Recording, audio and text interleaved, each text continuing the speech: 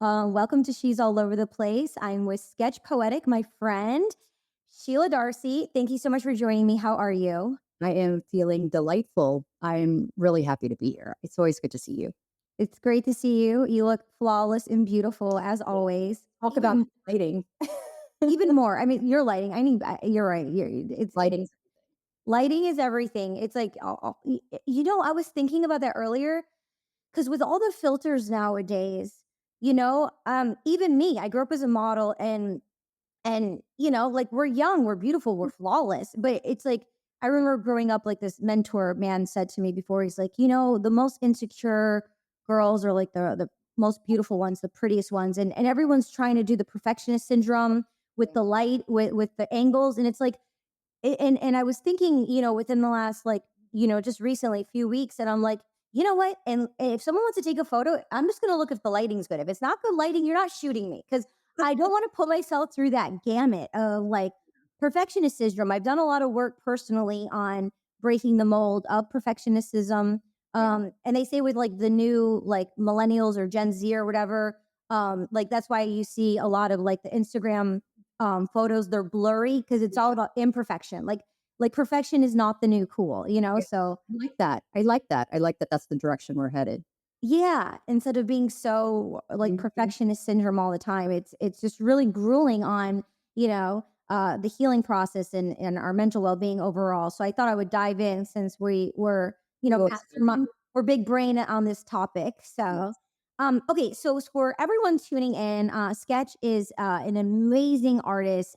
Just give her a follow, check out her Instagram page. Also in the show notes will be all her social media and a link from Sketch being on the podcast a few seasons ago.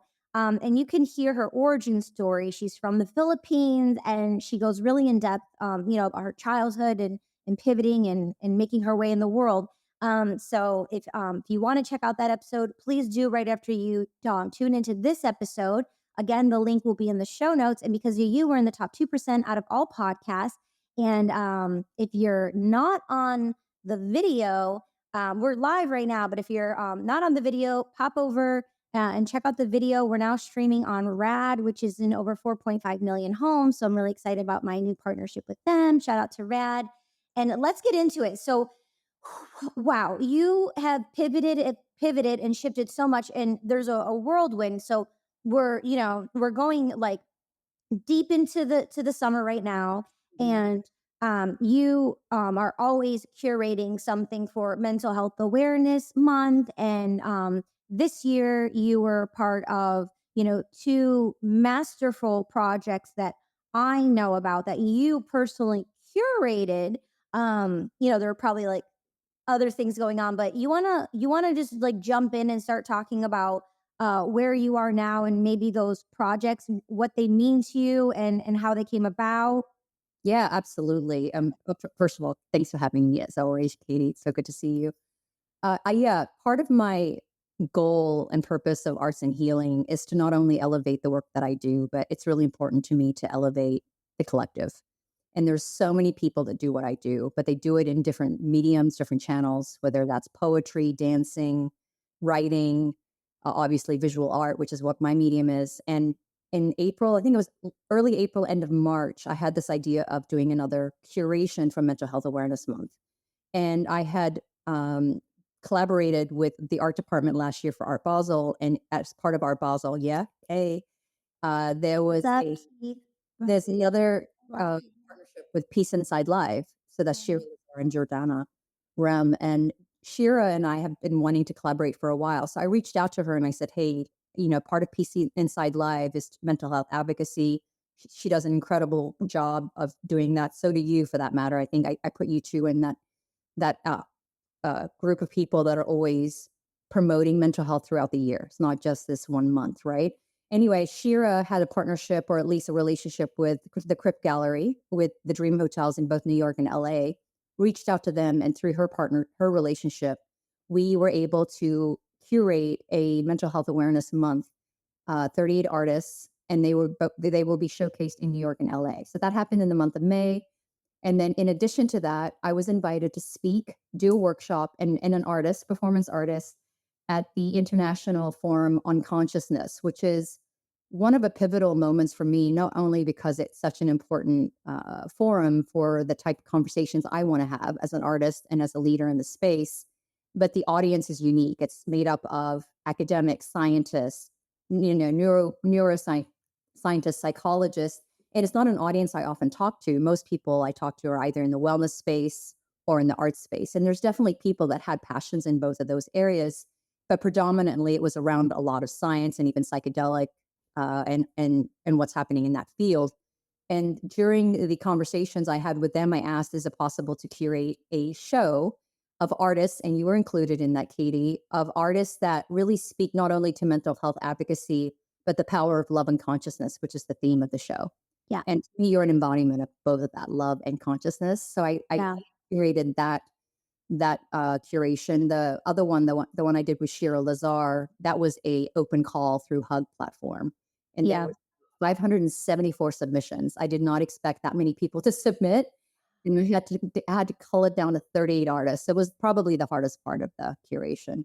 Wow. Yeah. Yeah. I mean, wow. Congratulations. Thank I'm just, you. it It was, was an honor. It was an honor, and honestly, every story, every piece of art deserved to be seen. If I yeah. could somehow, and that's my goal, is somehow all the 574 submissions will eventually be seen in some public way. But for now, I just want you to know that behind the scenes, I went from every emotion you could think of, from anger to joy to grief to surrender. It was just every breath of mental health subject matter was covered, from eating disorders to mental health disorders to grief and to like suicide ideation. And everyone used creativity as a way to express all those feelings. And then they wrote a story behind of why this piece mattered to them. So for me, energetically, I had to take my time because reading all of those really filled me up with a lot of different emotions myself and was a reflection of a lot of things I was feeling. And so that was why it was so difficult because, like I said, everyone deserved to be seen.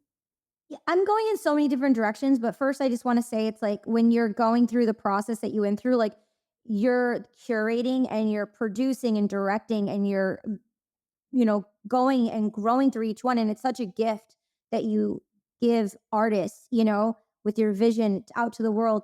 And I feel like the gift that you receive is the joy of going through each one. That's the reciprocated gift. So like you Yes. pivot and shift through these curations and through education. So I think That's beautiful what you just said, Katie. That was beautiful because I don't think everyone understands what you just said, that it's reciprocated, it's synergistic, it's symbiotic. Just because I'm curating it doesn't mean I'm the holder of it. We are all holding something. And so thank you for saying that because to me, that was a beautiful reflection. I got so much out of them. So much. yeah. Yeah, I mean, it's gonna go. Even more is like how you said, I took my time with them. So it's like you see some, and it's an intuitive hit. They're like in the yes pile. It's like a F yes. It's like you don't have to think about it. It's like an F yes. So those go over there. And then other ones, like you're processing, like you're probably dreaming about them in your subconscious, like you're hearing stories, and you're like the manifesto. You're like orchestrating it and you're putting it together as a visionary of how they would look and were they in order as well, 1 through 38 and it's Yeah. No, I'm glad you asked that. There was no order. I did shortlist to your point, but my shortlist was less than 200. So yeah, I shortlisted from 500 to 200, meaning I kind of like went with my gut. yeah, And even I couldn't even cull it down less than 200. So then I had to go to that 200. And there was one piece that I want to speak to, not because it was not only was it a beautiful piece, it was called Rex, but it was about anorexia, which is something I struggled with in high school and early college years. But what was really interesting is when I first saw it, it was this woman, and the image was super powerful, and I could feel and relate to what this woman was feeling. And then I find out it was actually a man that created this piece who had been witnessing somebody they loved go through it. And that oh piece only touched me for that reason, because I yeah, thought looking at it initially, my assumption was this is a subject matter of the person in it. And what I found was this person was depicting their experience as a caregiver, as somebody that loved somebody that was struggling with mental health. And that part of the story mattered to me, is there's a ripple effect of mental health. It's not just the people in it, it's the Yeah. caregivers and then the people of feeling the caregivers, whether that's in the workplace, whether that's friends of friends, it's the village. And that's why that piece stands out to me because again, when I saw it, I just had an assumption that this was a woman creating this art and it was this man who understood the pain of this struggle of this woman suffering from anorexia. It's called Rex. Check it out. It's really good. And there's so many of those stories. But I just wanted to call that one out because that was the other part of the curation. I really wanted people to understand mental health doesn't affect just the people that are struggling with it. It affects the people around you because they're witnessing and sometimes feeling the ripple effects of your mental health challenges. I love all that. Thank you for sharing and being open, so vulnerable. I mean, that's very empowering. Obviously, you've done a lot of work that you've gone through to be able to, be where you are now to speak on it. And it will be in the show notes if I have the main link, Yeah. which with the social media and everything. I'll put the main link so everyone, people can tune in and check out the art and collect if they wish. And shout out to the hug. Love the hug. I feel like they're in my life every single day now. I got an account like way back Doing an when. incredible job trying to bring Yeah. artists to more and more places. Yeah. It's just with the open calls and like the things that they're doing. I mean, we even collaborated with she's all over the place. I just selected my 5 artists who are going to be on the show because of the hug. I did an open call with them, partnered with them during NFT NYC. Hi, by the way. Hi, Who? Gabe. Gabe is listening. I saw a comment. So I just Gabe want Weiss. Oh my God. Oh, when I met my I think it's a different Gabe, but either way. different Gabe. Okay, okay. I thought it was Gabe Weiss because at my studio in New York, I have in the art one of them's Gabe's. I need to put one of yours up actually. Duh. And you're like, yeah, obviously. I'll just put your book up. I'll just put your book up. That's it. Um, yeah. So yes. So going deeper in, shout out to the hug. We mentioned the shout out to the hug, but um because there wasn't orchestrated and then so it was at the Crypt Gallery. So it was in LA and New York. Yeah. So there was 8 screens or canvases in digital. This was a digital show in LA and 30 in New York. And unfortunately, I couldn't get to New York. So I was hoping more people would attend there. So the 30 artists that showed in New York, 8 in LA. And in the forum, I chose 21 artists and it circulated with one canvas. And it was at the entryway of the conference. So every person that walked in to the conference would see it, and there was always somebody speaking. So every artist got a chance to be seen. Uh-huh, uh-huh, uh-huh. And then where were the works minted? Oh, so they didn't have to be minted, but some of them were minted in different platforms. I do know that the makeup of my curation were made up of people that were not in Web3 and in Web and sometimes just not even online because I really wanted to showcase the different artists that do what I do that aren't necessarily in my bubble. That's the other thing, Katie, that was really cool is Yeah. out of the 100, out of the 38, 70% of the artists were people I didn't even know prior to this open call. Oh, you have new friends and fans and fellow artists. I was trying to get out of my comfort zone and out of my bubble because Fine. That's the key word. Don't try, just do. yeah, exactly. And I the Healing Collective, which you're a part of, and that's the bubble I'm talking about, is that Yeah. I always look for opportunities to elevate the Healing Collective. But I also wanted to meet others that do what I do. And there was so many people out there. So that's why I wanted to make sure that the curation allowed me to elevate other people for the first time that I'm meeting, Rex being one of those people. So that piece. Okay. And then so a lot of international people too. Yes. Yes, there were how many 16 countries, I believe, that were represented. Wow. And I want to go into the Healing Collective. But first let's like dive in a bit more on well, there's another thought I had of actually about what you said about the over 500 submissions Mhm. and how you can take those and put them in other opportunities. So it's not like it's like being a non-union actor, it's like a one-off, like you get the job, and or if it's like I'm an actor, so it's like, or a voiceover, and I do all these auditions like for voiceover or for like an acting job, and it's like and then the talent agent has to like resubmit, Yeah. Yeah. and it's like, just take all the amazing ones over here And just when you have projects, I mean, it's different with this acting because there's like male, female kids with babies that are, but with your field, your lifestyle, your passion, what one of your anchors, one of your spearheads is, mental wellness and all these emotional topics that connect all of us as human beings. It's so beautiful because I love that have the long game for it because you can take these works and still obviously do other curations and put things out. But when you need to produce and do a quick curation, like you have like all these artworks now and you can like rotate them and give people opportunities, not just a one-off, but maybe multiple opportunities and have like this body of art to actually be able to, utilize for, as you as a leader and spearhead, how people, look to you, I feel. And I know in the Web3 space. Well, to be clear though, just because this is important as a creator, Sure. you just pull from that curation, from that open call. What I do is I have the emails of all Yeah. of those artists, Yeah. and I reach out to them and I say, "Hey, I have another curation. Would you be interested?" Because you can't I didn't want to assume that just because you submitted for this one show that you would want to be in other shows. So I do my due diligence, and I will say that some people didn't come back to me when I asked them if they wanted to be part of this Madison curation. But yeah, so now I have this list of 574 artists that I will add to my other hundreds of healing collective artists. And so moving forward, I'll just do an outreach and say, "Hey, I want to curate you for the show. Are you interested?" And that's how it works. Yeah, and that's really and that's really smart in addition because like it could be sold and maybe they don't want it to be shown Yeah. for whatever reason. But don't take it personal, Don Miguel Ruiz, the four agreements. Don't take it personal is the first agreement because a lot of especially when people are artists, they miss the email. You know Yeah. what I mean? Yeah. It's not that they don't want you, maybe they just missed it. So It's all good. I didn't take yeah. it. Yeah. So let's shape shift into the forum because the first thing I wrote on X was you had me at neuroscience. I mean, I have neuroscientists on the show, and I mean, I've been studying neuroscience, for a while now. So and then I saw psychedelics, I followed them all, and I just thought it was so wonderful.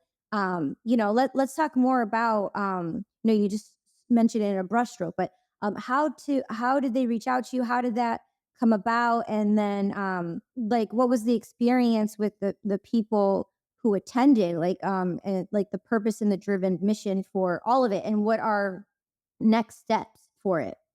Yeah. So how it all came about is it was sponsored by Promega and USONA, and there was an employee art show that I was a part of. And the head of programming saw my piece of art and invited me to be an artist because what they were doing is this event's been happening annually for over 10 years. And they're starting to invite more and more creatives to speak about this idea of consciousness and even the impact of psychedelics in the space. And because I'm passionate about both, and I am a proponent of psychedelic research and psychedelic clinical trials around helping people through many different mental health struggles, I thought it would be a great forum for me. And then I proposed this, in addition to they asked me to speak, I proposed doing my art live so people can experience what I do. So that's how I got invited. And in the forum itself, after the speaking, I actually hosted 2 SketchPoetic workshops where I got people to actually create from a place of healing. And really, my definition of healing, Katie, you may have heard me say this before, is this idea of bringing your subconscious and unconscious to the conscious field. And because this is about consciousness and this is about the altered state of consciousness that I often get when I'm sketching. So the good news, and I say the good news, is you do not necessarily have to take psychedelics to achieve that altered state of consciousness. However, if you have had the journey and experience, you often can get there quicker because that feeling is so familiar, not only in your body, but in your mind and your spirit. Mm. And when I'm creating, when I'm sketching, I get into complete and utter flow. In Mm. the business world, everyone understands flow. Even athletes understand flow. Flow is when you're just so deeply connected and deeply focused in what you're doing. And it's true awareness and mindfulness that it's just like time stands still and you're just in it. Right. And so the reason this forum to me was the perfect audience is going back to your topic about neuroscience. When I started all this, Katie, I didn't have any languaging around wellness, the science behind it. All I knew was I was using art to heal. I was using art to address my anxiety. I was using art to address my fears and confront all the trauma in my childhood that I was avoiding. And then I got curious about it. I got curious about what was happening to my body, what was happening to my brain, because finally I could feel my physical body getting regulated. And so the parallels between psychedelics and what I do, which is arts and healing, is not only do I achieve an altered state of consciousness, but what happens is when you're in that altered state, you are building new pathways in your brain. And so if there's a pathway that always gets triggered by trauma, let's just say, and if I'm now sketching through that trauma, but I'm now framing it in a much more playful, imaginative, creative way, I'm building a new pathway to that moment, to that Yeah. memory, to these things. And so that's why the neuroscience behind it is fascinating, because what Yeah. we don't realize is there's a point in there's a journey in psychedelics where they call it intention, which is the initial part of it. There's the experience itself or the journey, and then there's integration. I'm a huge proponent of integration. One of the things I'd like to see more of is creative expression in the integration after a psychedelic journey, or integration after somebody's had a traumatic event. Because what happens is we have basically a moment, whether it's plant based medicine or an experience in our lives that changes us, it transforms who we are. But then what happens is life gets in the way. And then we go back to who we were because life forces us to sometimes. And my job, and I say my job is my purpose, is to say there's a tool out there called creative expression. There's a tool out there called art. And if you can use art to heal and use it with the purpose of remembering that these transformative moments can be daily. It doesn't have to be this one-off big bang transformation. That you can have these daily growth, daily healing, daily evolution. Yeah. And that's what I represent. That's what Sketch Poetic is about, is these daily moments of transformation. Yeah, daily sketches. You've been doing it since day one. I mean, 2017, April 19th, what's the date? April 19th, 2017. It's Wow. New York.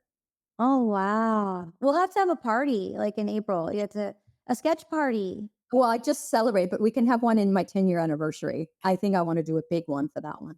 Okay, I can help you with it. Love that. Oh my god, that'd be great. Thank you. Yeah, sketching. I love that. Wow. Yeah, so beautiful. Thank you. Thank you for sharing. Um, wow. Yeah, I'm just kind of like taking it all in right now.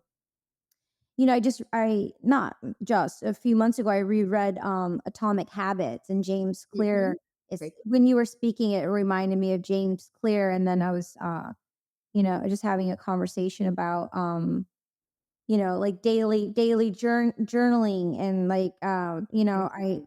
I sleep with my journal right next to my bed, but it's about the applied action, the integration. So people know it on an intellectual level, but Yes. being physical and integrating it, I think, is a really key word that you mentioned a few times. Yes. um Can so we talk about that, the physical? Because that to me is the next level for me, I will say.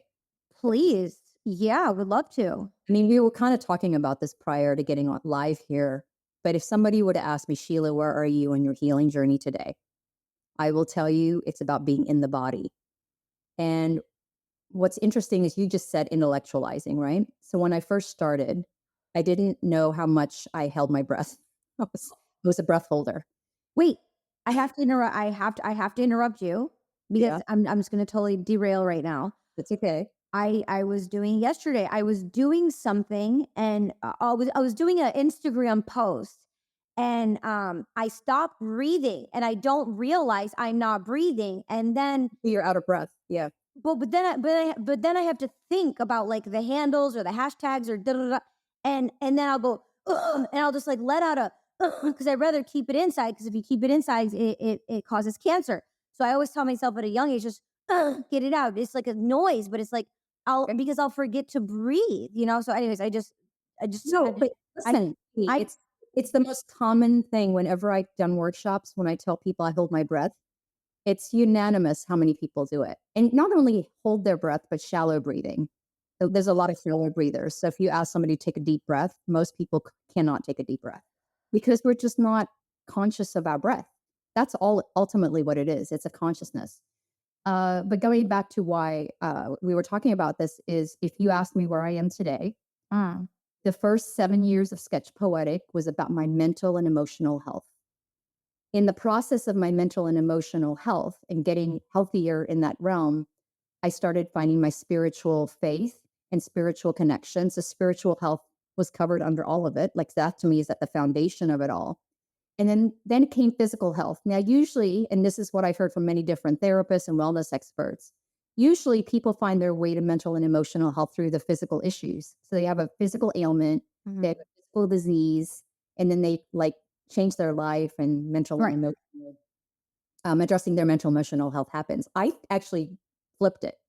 I addressed my mental and emotional health first and then realized how much my body had taken a beating throughout my entire life.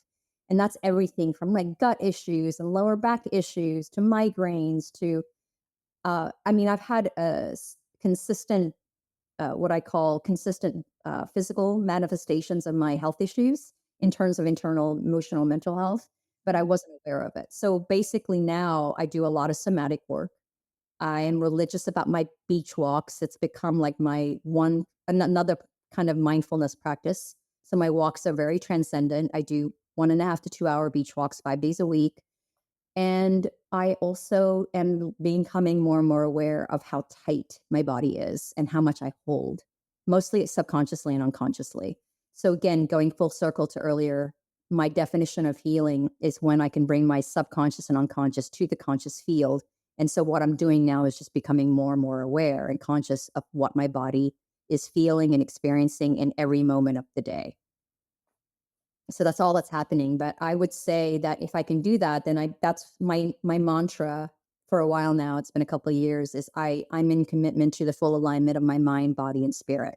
So the idea is if my body's out of whack and but my mind and spirit's connected, I'm still not aligned. So my body has to catch up. So my body to me has always been behind around my full holistic health.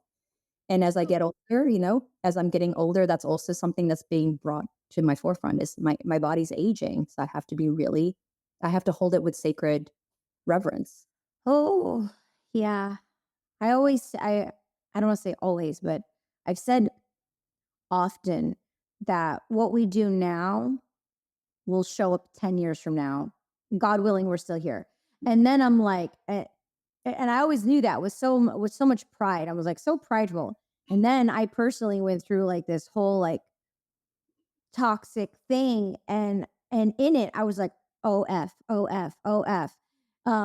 I knew that what I was doing now was gonna show up in 10 years, and now I'm like, oh, it's 10 years. Oh crap, oh crap, oh crap. Yeah. It's like, but you knew it. But anyway, Yeah, not we talk about that though, but it's not just talking about what you just experienced, Katie, is the word compassion's coming up for me.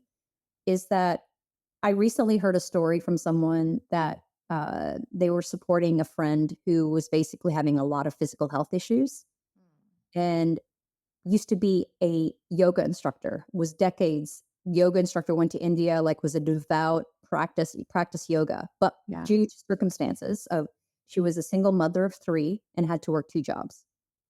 And everything she'd ever learned for those decades went out Yeah. the door, but she was surviving. Yeah. I share that story for a reason. While I'm sketching daily and addressing my mental, emotional, physical, spiritual health, it is very easy for life to throw me off center and get me back to where I used to be, which is ignoring my daily practice, ignoring the things that I do to stabilize and regulate myself because life gets in the way. So I just want us to have a little bit more compassion to understand that when those moments happen and we are off center and off kilter and we've lost our North Star, just knowing that we're doing that in the moment is very powerful because Mm. it takes that awareness to get us back to the center. And so I'm just sharing that because, again, this woman was a powerful story. She was a yoga instructor for 20 something years and like devout. And then suddenly now having all these physical health issues. So, what makes her unique? It doesn't. I'm not unique in that sense. Like tomorrow, something could happen in my life and I could throw it out the door because I'm overwhelmed by the trauma of whatever's happening and so I just say to us, be compassionate, Yeah. be aware whenever we're being pulled away from the very things that make us healthy, right? Just be aware of it and really, really try hard to honor the importance of it because that's all we can do. life gets in the way sometimes and we're trying to survive. And the world is showing us that every day in the media, right? Yeah. People surviving. The last thing that they think about is their mental, emotional, spiritual health at this point. And that's okay because they're trying to survive. Yeah. Yeah. Yeah. Um, I want to go deeper into the body work that you're doing. Like, Yeah. what is the process? Like, what is this body work? How long you've been doing it?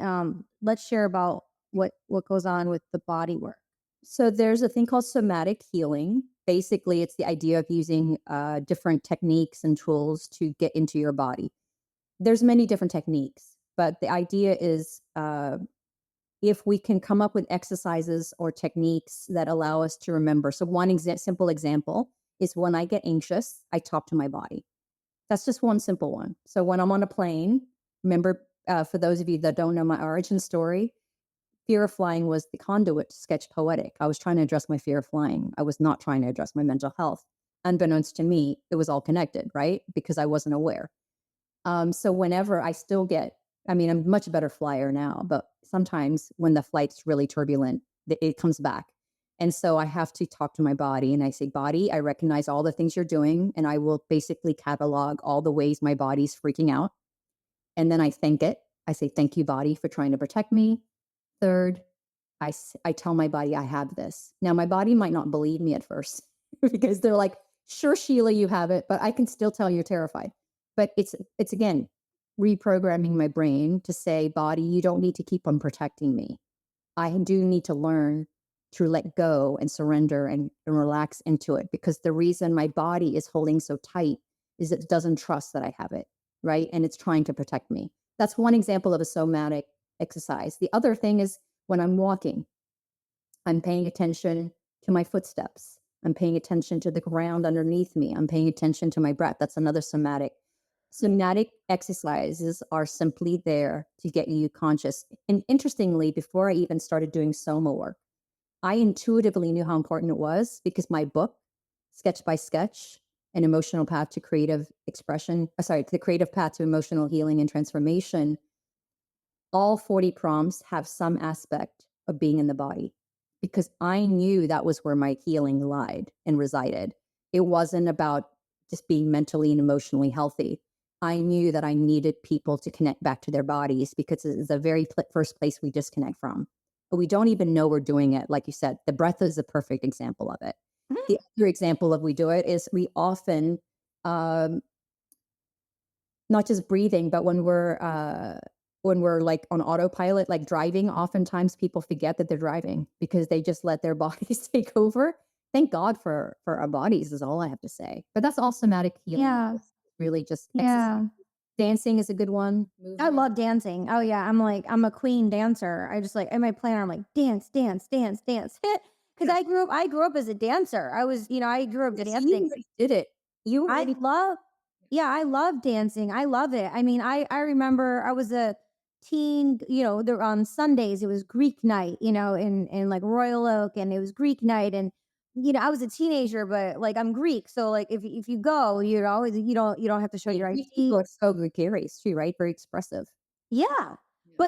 But the thing is everyone like it was we were like, young hot days, but You're still young. You stop it.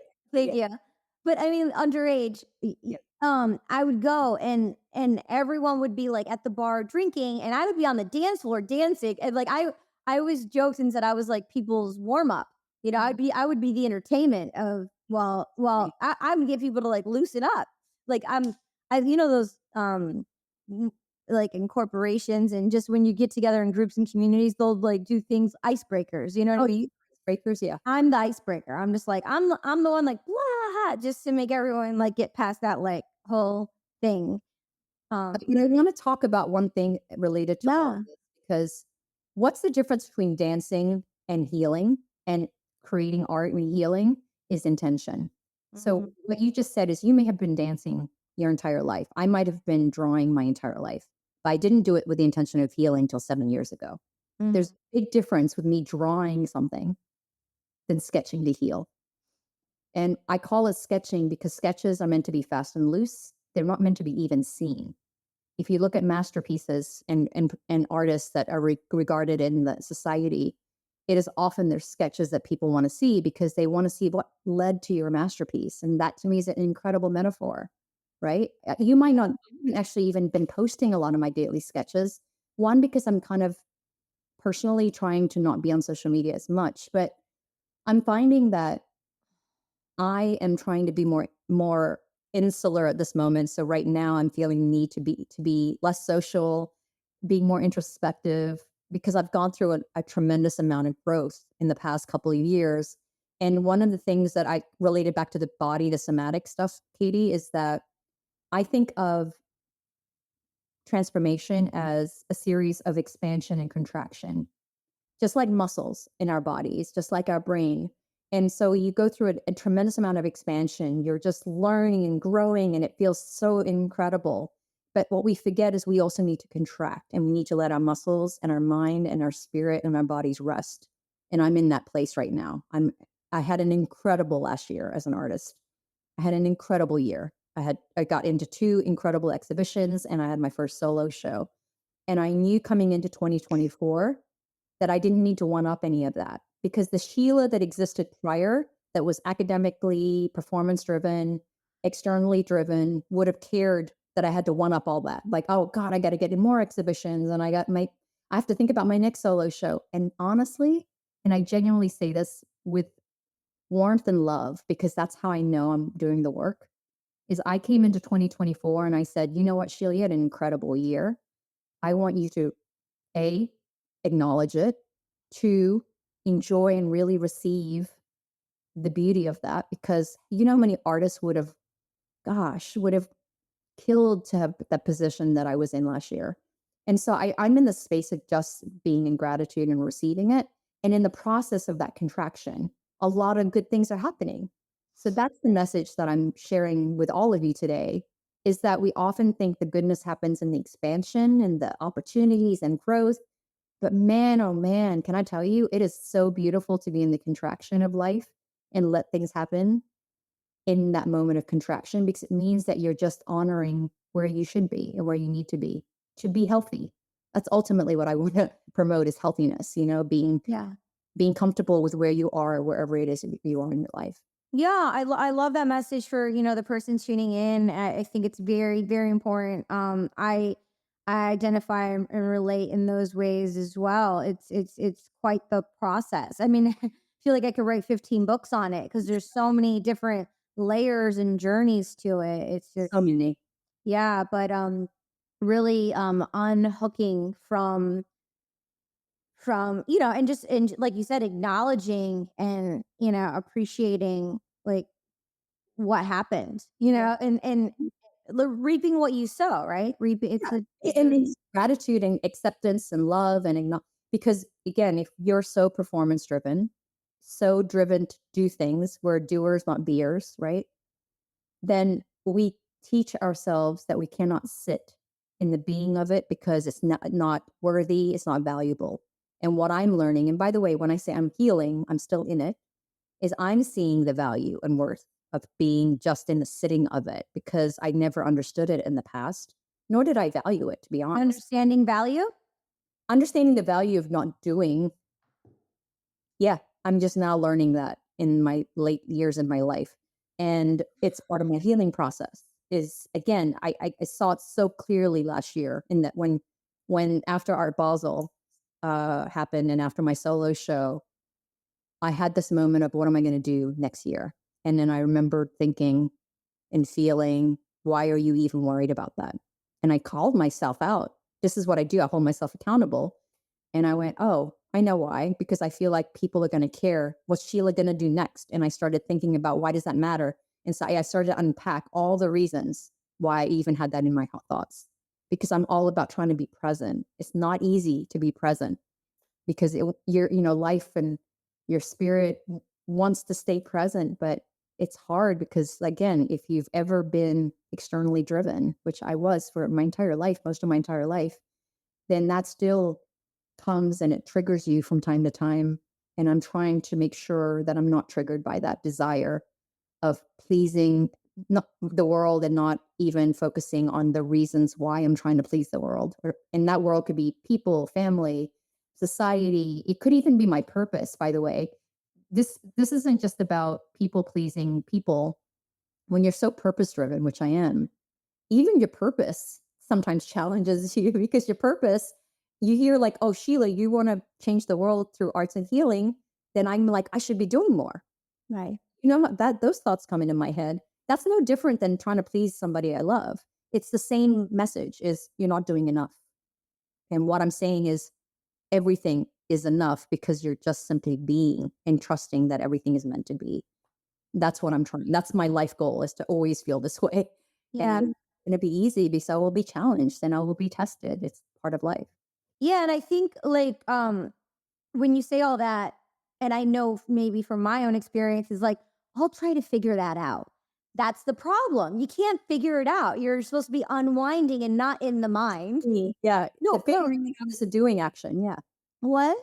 The figuring it out is doing, is doing something. Yeah. Yes. Yes. You're like, that all sounds good. Now I'm going to figure out how to do it. Like, let me put myself to double down work now and really figure it out. It's like, But thinking is my issue. I mean, I think my brain has saved me my entire life, but it's also my biggest nemesis. okay, so Yeah. go ahead. No, that's all I will say. Well, My brain saves me, but it also hurts me. big brain. This is a big brain episode, people. This is a big brain episode. Um, earlier when we were first starting, you were mentioning neuroscientists, which is like cream to me. I'm like, oh, say neuroscientist. I'm like, I'm all in, right? But Dr. Joe Dispenza, he's Yes. just turned me on to him, and what he's been saying for over 2 decades now in neuroscience is what a lot of the neuroscientists are saying today, what they've been saying, but he says we have over 60 to 70,000 thoughts per day, and 90% of those thoughts are the same thoughts and they're negative. So it's like on a track running in a circle, right? And we're firing and wiring the synapses you were mentioning earlier, the new grooves in the thought pattern. So we have these long form neurotransmitters, and then we have these short form neurotransmitters that are short circuited, like watching a TV, like short circuiting. And you can actually, the long form neurotransmitters are healthy, and then we have these short, like from burnout, or these short circuited neurotransmitters. And just reading through science, I was learning like, oh, well, like a lot of people think your brain past 60, or you stop. No, you can keep growing these long form neurotransmitters, and you can repair those neurotransmitters as well. Like, I'm not a scientist, but I'm interested in the I'm topic. nodding because it all makes sense. What? They said I'm nodding my head because it Yeah. makes Oh yeah, I just love the topic, but like, so some people will be like, woe is me, or it's doomed, or the good old days, and people are on these tracks. Like a personal friend of mine just posts photos from like high school nonstop. People are in this frame. You were mentioning frame earlier, but like this mind frame of like how things were at a certain time in their lives. And I even had a bit of a meltdown, the other day, because I was like on social media too much. I'm like, I can't do the social media. It's too much. It's not my thing. It's not for me. We need to listen when we know if it's not for you. Just don't do it. Like, it's just not that. for me. It's not my thing. Have someone else do it. I don't get paid to do it. It takes me like 45 minutes to do a post. I'll like stop breathing. Um but I was circling and saying that um about the what were we just talking about? Synapses and then the brain rewiring and And Dr. Joseph Dispenza. well, yeah, but like trying, it just it lost me, but maybe it'll come back. But the Let's go to one thing you did say that I think is yeah, this conversation. So again, everything for me is an emotional um, awareness, hence the emotional health as part of mental health. So emotional and mental health are pretty much one and the same for me, but also emotional, mental, physical, spiritual. So when I talk about mental health, I'm really talking about all of it. But you said something about that friend of yours that was posting all your high school photos and won't stop posting. What comes up to me, and I recently posted about this on my Substacks. I've just started doing more long form content. I missed it because Instagram and all social media. People don't read your posts, but they also it's also character limits, right? And so I was missing longer form content. I was missing expressing myself more through writing. And so I started my Substack and I did a post about grief. And one of the uh, experiences that we don't talk about enough with grief is the grieving of who we were before we became the person we are today. And some people don't grieve, hence why they hold on to their high school years or college years or their what they call the peak of their life. And people often talk about that's to me one of the more sad comments I've heard is when people look back in their life and it's almost like the good old days where I was at the peak and I'm going, but you've got so much more life ahead of you. How do you Yeah. know it was even your peak? And so that and the feeling I get is that they haven't grieved. They have not grieved this person because this person, and by the way, grief doesn't always have to be connected to trauma. Grief could be the good old days, right? Like when things were so good and you miss the days where you were feeling this joy and elation and that's what I'm saying. So grief to me is one emotion that we collectively as a society are processing, and also for other reasons, death and war and all the things that are happening in the world. And if any part of you is empathic, intuitive, you're also feeling the grief of others, whether or not you were aware of it or not. So one of the reasons I think I'm being very insular these days is Mm, feeling a lot of feelings that aren't even my own, and I'm yeah. very aware of that, and I'm trying to work on knowing setting boundaries. That's if there was one thing that I'm working on proactively and actively is boundary setting, and Yeah. sure I know where other people start and where I begin, because Mm, if not, then I'm a very porous person and I let people in because yeah. that's a way of loving them. But I don't need to love people that way. It doesn't serve me anymore. Yeah. I mean, my brain just went everywhere. I agree. I think in the pandemic in 2020, I was like, oh, because I was like keeping up with the Joneses, like the red carpet events and the events, and then this event, and then the dinners, and like, like I'm not even like a big drinker, and then like everyone's splitting the bill, and I'm spending like, all this money on like, yeah, I'm just like, it's like, and it just like, I saved so much money by like not going out to all these things. And then it was like almost a relief not going to all these things. So I'm sure everyone has those pandemic stories. Yeah. I was listening to the Smartless podcast this morning, and one of the hosts said, play played playdemic, like they had playtime during the playdemic. Like Like it. played or Yeah. no, they said plandemic and Plan I said playdemic. Well, both could apply. Both could work. Yeah. Um, yeah, and I guess if I were to pick up anything that I was saying earlier would be like the synapses, how they're short circuited, and how it is a possibility when we're burnt out and short circuited from something that's happened. We're able to grow those long form neurotransmitters again and make them healthier. Mhm. So it's not like, oh, it like woe is me, the day is over. Like no, there's an opportunity to like rise to the occasion. There's no going back, but you Yeah. can take certain elements from us that we really liked and have them meet where we are and dismantle the things that we don't want, and then just obviously let go of the things that can't be, because the only thing that is constant is change, right? Correct. Correct. And everything you just said, in addition to, I feel if there was one message that I talk about with healing and certainly my journey, Katie, is the ability to sit in both. Because I often feel what's marketed to us around wellness, what's marketed to us around spirituality is this idea of love and light. Like we're always in love, we're always in light. And that for me is a flawed definition of the human experience. The human experience has darkness and it has light.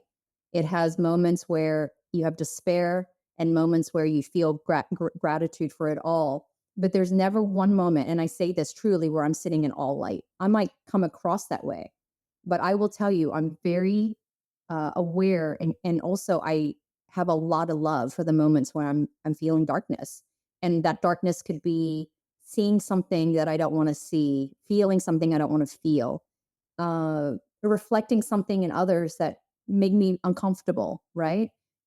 Darkness doesn't have to be this heavy thing all the time. Sometimes it is, right? War is heavy. death is heavy, but sometimes darkness can look like a reflection of something about yourself that you don't want to see because you don't want to have to address it. That's okay. That to me is a moment of darkness. And so I want to show these shades. And part of the reason I sketch black and white, somebody asked me this recently, why don't you do more color? I want to explore color for sure. As an artist, I want to explore color. But as a wellness, mental health and wellness advocate, the reason I like black and white is it is the embodiment of life for me. It is the awareness of the negative spaces and the positive spaces. It's the awareness of the marks and the areas within around it. It holds such a beautiful metaphor for me. So the starkness of the black and white is just a constant reminder, a constant visual reminder that this is how life is. That for every dark, there's a light. For every light, there's a dark. And if we can hold ease and grace in holding both spaces, to me, that is the evolution of who we are as human beings and experience of what it is to be human. I don't want to reject darkness, and I certainly don't want to just sit in all light because that's not the human experience in my definition. Yeah, and I feel so eloquently put, and I feel as an artist, that's your base of your canvas. Like this is Yeah, what your base is. yeah, Yeah. absolutely. And when you look at Ansel Adams and the greats, and they have, the way that they do their process of like what their base is, and that's yours. And it's you get to own it, which is very exciting. Thank you. Yeah. Thank Very cool. Very cool.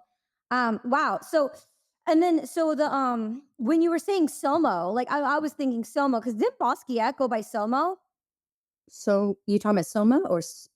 Basquiat, didn't he go by Somo? SOMO? Oh yeah, yeah, yeah. I thought, but I don't know when I said Somo. No, you said you were talking about the oh wait,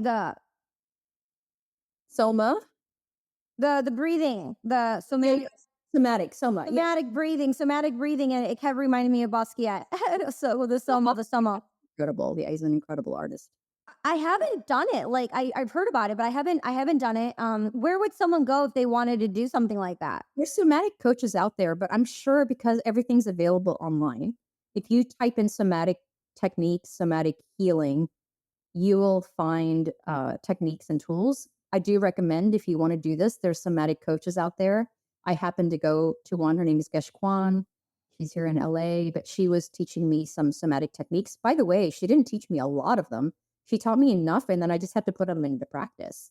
So it's not a numbers game. It's really holding yourself accountable of whether or not you're actually applying it into your life. And that's what I'm doing. And she did another one called the Temple Bowl, where when I go to the beach, I'm holding this big ball, and it's really a ball of energy. And I basically say my commitment, and I feel like I'm holding the ball, and I have my legs a certain way. And all she's doing is teaching me to be present with my body and being able to, it's kind of like tai chi, right? Just being very present with your body. But again, you know what's really fascinating, Katie? The more you do your work, your healing work for yourself, the more you take care of your own healing and not focus so much on the world and what how messed up it can be, you will start to see and observe people differently. Mm, Very much see when somebody is not in their body, mm. because now I'm aware of my ability and inability to do it. And so when I see it reflected in front of me, I can see it much more faster. What that does is two things. One, it gives me compassion for the person, but two, it also makes me be aware of how deep I can go with that person because I'm a person that likes meaningful connection, and if a person is not able to receive it, I don't try. And I don't mean that in a negative way. It just means that I don't expend my energy trying to connect with someone that doesn't have the ability to connect. So I don't personalize it, but B, it's a great recognition for the person and having compassion for them is and it recognizing, yeah, this person isn't in a space to go deeper with you right now, and that's okay. But imagine if I wasn't aware of that, right? And I moved through life like I did, and I'm trying to connect with someone and I'm just hitting a wall. Most people would take it personal. Most people were like, what am I saying? What am I doing? How am I showing up? Why is this person not seeing me? And it's the opposite. When you can heal yourself, you will see people in a much more compassionate, loving way because you're compassionate and loving to yourself. That's the beauty of it. And then you'll Yeah. see the world that way and you'll have a much more compassion and love. That's why I will always promote. arts and healing because art got me here. Art continues to get me here. Art got me here. How'd you get here? Art got me here. I like that one. Art got me here. I like that one. Art got me here. Yeah.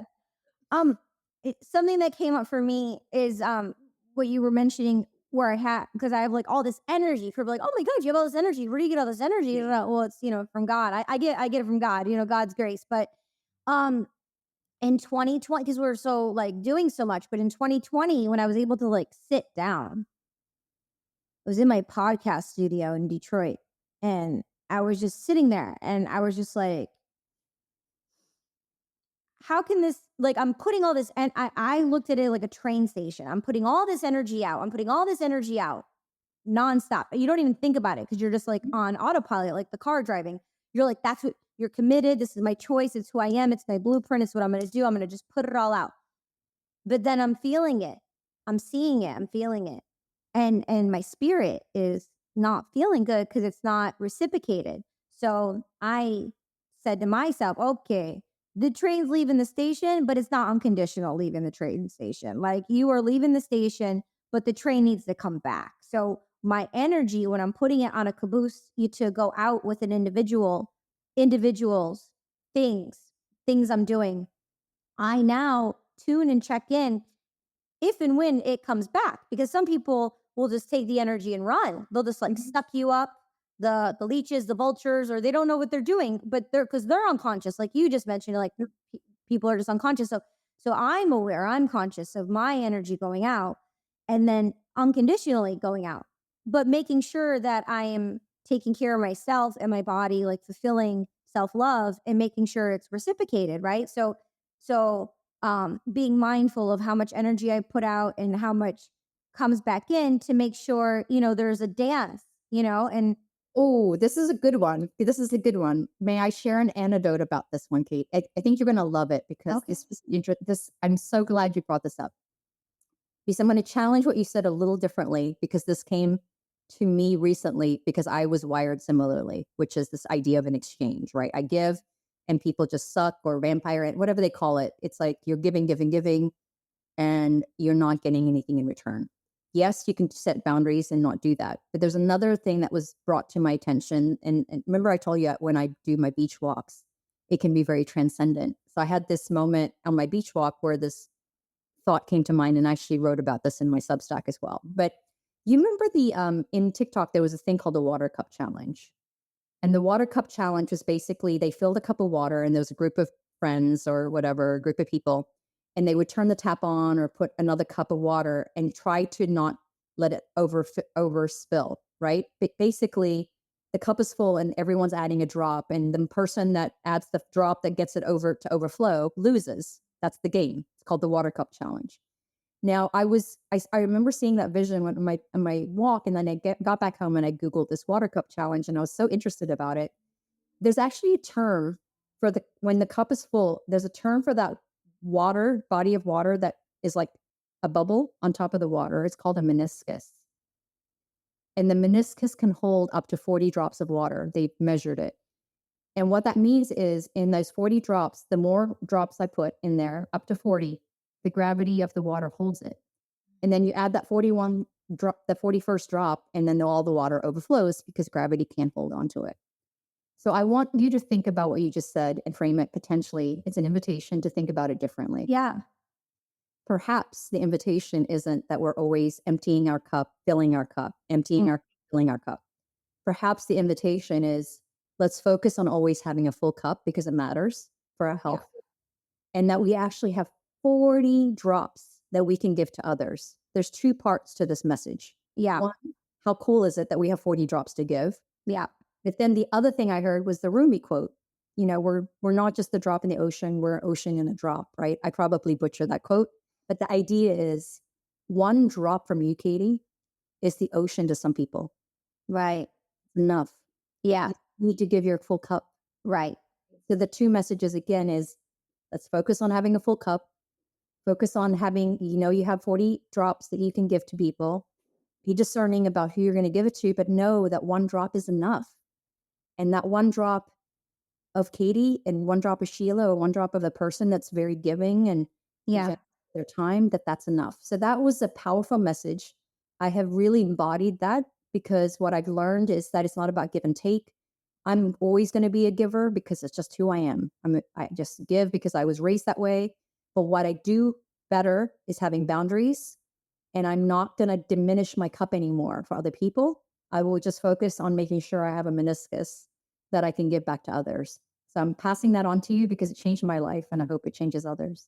Yo, I'm receiving it, and I'm already applying it. I'm gonna take it with me and put it into my practice. But just off the get, like, and because I'm just like roar, like really like extreme. So it's like all I'm like Niagara Falls, like roar, with one person. But it's like, yeah, the quality of my drop is so creme de la creme that I can gift someone a drop and know that it'll be the ripple that they need and that I needed to make that connection. And that drop is, I love it. I look at it, instead of it being some massive Ocean in a drop. It's really, yeah. the ocean in the drop. I love it. I love it. Oh my gosh. And I You're love the ocean, Rumi. you're the ocean because you are such, yeah, you're a powerhouse. And I'm a you, water sign. of course you are. I didn't. It's the best. Well, just joking. It's the best. Oh my God, I can't. I wish I was at the ocean with you right now because No, I'm gonna go. I'm gonna we'd be go. going for a walk. I don't even know how long we've been rocking and rolling over here. It's an hour. It's been an hour, so we we should wrap it up soon. Yeah, yeah, yeah.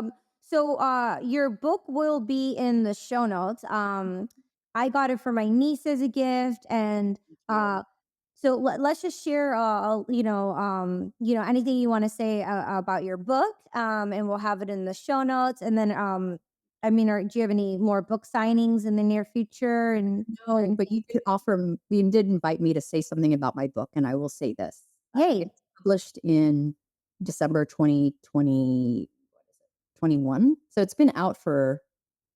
It was like almost 2022. It's been out for over 2.5 years. And when I wrote the book, I had one wish, that it would stand the test of time. Truly, the only wish I had. I didn't have a wish for it to be a New York Times bestseller. I didn't have a wish to sell X copies. I had one wish. Please let this book stand the test of time because I know that people have to be ready to receive it. And time is the only measure of readiness, is when people are ready, they'll receive it. So blessings. And I thank God every day that my book is still selling, and it may not be selling whatever X number of copies, but when you're being published by a publisher, they make decisions all the time to stop printing a book or to stop even promoting a book. And the fact that my book is still out there is all, to me, just a testament to my faith in the power of the book. And so it is my joy that it's still out there. And every now and then I'll get messages from people like yourself that say, I just bought your book for my niece, or I just bought your book for my mom. I just bought it for me. And yeah, even if it's sitting on your dresser and you're not touching it, I know it's just an invitation. It's like all these things I have behind me of objects that when you look at it, it's there yeah, and you're ready to receive it. It'll be there. And my hope is that my book 10 years from now will still be around, 20 years from now, even when I pass, because I believe in it so much. It was divinely guided. That book was gifted to me as a gift from God to give to others because I know that writing a book was never in my bucket list, but I knew it was meant to be able to allow me to scale my impact in terms of how powerful I know art can heal because it changed me. It changed my life and continues to do so. yeah. It's available on Amazon and small bookstores. You can call them and tell them to order it because I do like supporting local bookstores. And again, it's called Sketch by Sketch, a creative path to emotional healing and transformation. Yeah, I have someone I'm gonna order it for, a girlfriend. I'm gonna get it for her as a gift, and I think she'll like it. Yay! Yay! Cool. All right, rock and roll, and enjoy the summer. It's gonna be a hot girl summer over here. I'm It so is. excited. What do you got going on real quickly before we end? What do you got happening this summer? Oh, well, I have been on day 23, and just to kind of encapsulate the things you were saying in a nutshell, and it's like a whole nother podcast episode, but two splits here. One, I grew up as a cross country runner. I used to run 50 miles a week, and I had meets twice a week, and I was running cross country. So I did the body work. I was doing the body work when there was all the fighting and all the other stuff going on, like if it weren't for running, I'd be dead. Yeah. Like Yeah. girls, girls, girls growing up where I was, like pregnant, married, divorced, girls get pregnant, married at a very young age. Who knows, drugs, alcohol, all that stuff. Like Like cross it's country, what? saved, it saved your life. Cross country saved my life. So so in my thought and everything, like once a runner, always a runner, I have a runner's body. But I personally went through this journey, which isn't on this episode, but I went through this journey, whatever. But I was so hard for me to get on the horse to run, and I tried so many things except the one thing that I repeatedly knew was the thing that I needed to do to get me connected to me and my core and who I am, and that was running. And I did it. Like I did it for 5 days, or I did it, but now I'm actually with Jennifer from the One Love Art Down, Yeah. and we're just like Shout out master. to yeah. What? Shout out to One Love. One Love Art Down, yeah. And we've just been masterminding together, and we've been in the gym every single day for 23 days. Yesterday, on the 22nd day, it's so weird. We did 2 workouts in the morning and at night. Too. Yeah, I love it. It just happened. But yeah, so my goal is just to just get my mind so strong and so. But yeah, so I'm in Florida right now. And I'm traveling. So The heat though. The heat. Did you know it was 50 degrees in India the other day? Yesterday? wow, It was that's hellish weather. wow. Hellish. So I don't know. My heart went out to the people in India. I'll 50 look it up. Yeah, insane. That's an insanity type of weather. yeah. I'll look it up. Yeah, yeah. But it was so always a joy to connect with you, my darling. Thank you for Yay. everything that you do for not only the spaces that we share, but you have been such an advocate for mental health since I've known you. And for you to give me this platform, always grateful. Always. Yeah. And just so thank you for having me. And I can't wait to see you in Venice next time. And Yeah. we'll Oh, wait a minute. Wait a minute. Wait a minute. Before you go roll out, because I know you had your 2 huge things, that we chatted about. But I produce. I woke up and I was like, oh, I haven't curated anything in over a year. Like it's been over a year. I woke up. Long story short, I did 31 pieces. 31 pieces, and on the 31st day, the last day, I wanted to honor you and the piece that we did together. We did a sketch collaboration. yeah. And I'll put it in the show notes, but the title of the piece, because it was a curation of artists in the space, their cover art coupled with a different track, and I wanted to get all these tracks out, and how could I be a ripple effect and put it on the blockchain. And it minted every single day for 31 days, which I was really proud, because that's the first time I've ever minted something for 31 days, because we're always like consistency.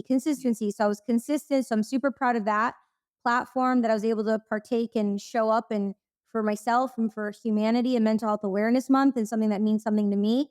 And I utilize Gemini AI, and each title represents in the description on Sound XYZ of what was the title of what it was. But yours specifically is it's the DSM. So it's the diagnostic and the DSM. So it's the Statistical Manual of Mental Health Disorders, and from the American, and then they have the American Psychiatric Association. So I picked that one specifically to land on the 31-day curation, because out of all the things that people could see, read, and learn about and know about and identify with, or maybe know someone who's growing through that, the end of the day, with all the studies and everything I did, like how did no one say, oh, here, take the DSM? Like there's just like this mental health, it's like a known thing, but like maybe it's not. So to encapsulate the orchestrated 31 days, I made your piece to conclude the 31 days, the DSM, and then I put what it was in the description. So that really meant a lot to me. Me too. I love that I ended up and closed that out. Yeah. Yeah. Congrats. Definitely. one days of consistent. Look at you with your habits and your rituals and your daily practices. That's beautiful. Thank Beautiful. you. Thank you. I appreciate that. Thank you. Okay, well, everyone, thank you so much for tuning in. We really appreciate you being here on the live, and make sure you're following Sketch. And I hope learned a lot of valuable information, and that you'll take that to it within your heart and apply the action, and share with others that you love and care. And we'll see you next time. Thank you so much for tuning in to She's All Over the Place. Thank you. Bye.